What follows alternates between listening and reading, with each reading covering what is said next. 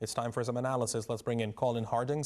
He's a Latin America analyst. He joins me live from Manchester in the United Kingdom. Great to have you here with us on TRT World. Is there anything in your view that could possibly justify U.S. actions against Venezuela? Well, I don't know about justification. Certainly, the legality of what a lot of the American actions in recent months has been very dubious, to say the least. As far as the Trump administration is concerned, I think this fits very much into their new national security strategy, which they published recently, which sets out quite clearly that their main priority, their first priority, is to reassert their dominance in Latin America, which they refer to as their neighborhood. That traditionally, historically, the United States has been the dominant power in the region. They've been rather neglectful of the region in recent times, and this is now part of their policy to reassert American domination of Latin America. And this very much involves having regimes in power in the main Latin American countries that are favorable to the United States. Colin, do you see any parallels between what happened to Nicolas Maduro and the 1989 invasion of Panama and the indictment of Manuel Noriega? Noriega, yes. I mean, no. Well, that was a full-scale invasion. That was boots on the ground. That was American troops engaging the Panamanian forces, and eventually managing to extract Noriega. This operation against Maduro appears to have been an operation targeted at him, while other actions were going on. There were bombings in several Venezuelan states around the capital, possibly as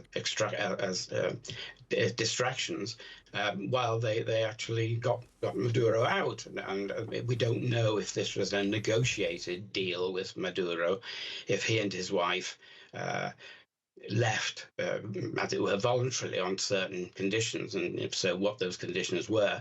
Although the bombings that were going on do suggest that it wasn't entirely voluntary on Maduro's part, and he's been very reluctant in the past to agree to a deal that didn't involve the rest of his senior circle leaving with him, and that doesn't appear to have happened.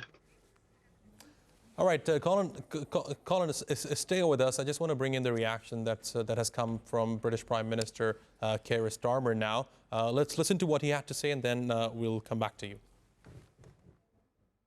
It's obviously a fast-moving situation, and we need to establish all the facts. What I can say is that the UK was not involved in any way in this operation.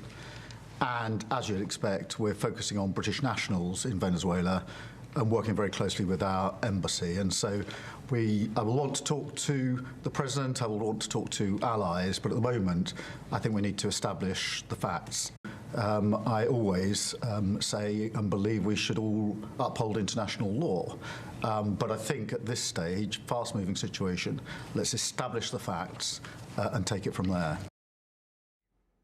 All right, Colin Harding is still with us. Colin, one thing that I fail to understand, why is the response so neutral? I mean, there's clearly a violation of international law. Why can't they just say it? America's allies are reluctant to criticize President Trump directly because they never know how he's going to react, and he's tended to react rather harshly to any kind of criticism or resistance to his views. So I think that they're behaving very cautiously until they see how the situation develops inside Venezuela and what the Americans do next. In terms of the response that we are seeing from European officials, the British Prime Minister, I mean, do you think there is concern among Europeans right now that what the U.S. has done in Venezuela sets a very, very bad precedent? Because, see, tomorrow Russia could use U.S. as an example and do what U.S. did to Venezuela and repeat it to Ukraine. Well, I think that is a distinct possibility. I don't think the Russians or the Chinese or indeed anybody else is going to intervene to try and defend the Venezuelan regime. But they certainly have expressed both concern at the Americans' actions and solidarity and support for the existing government in Venezuela. And of course, we have to see now, does the regime carry on without Maduro? I mean, that is very much up in the air. And I think that's going to be determined in the next day or two.